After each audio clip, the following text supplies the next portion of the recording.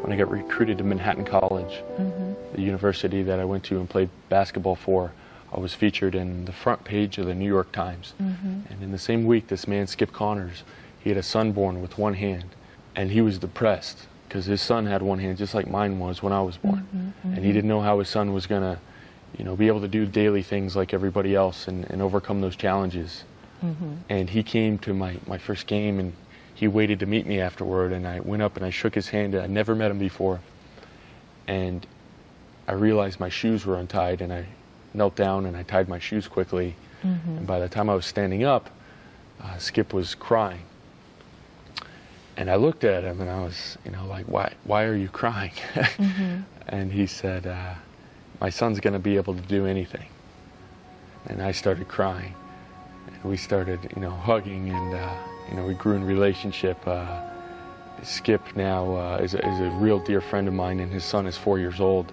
And I'm actually his godfather. And oh, really? Yeah, I love him so much, Jackson Connors.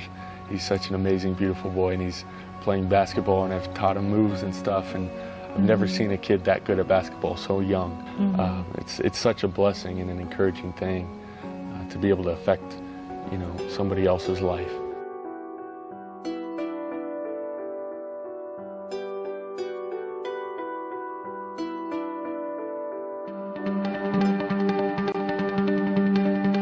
What's Jackson like? I think he's a typical 5-year-old boy that has a missing limb.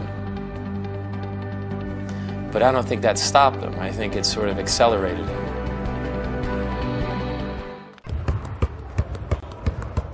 How long did it take you to learn how to do that? 3.5 years. You happy to have that? Tell me why. Because I love myself. Friends in basketball, Kevin Laue, he's met, who played at Manhattan. Now there's a young man, Zach Hodgkins, in Florida.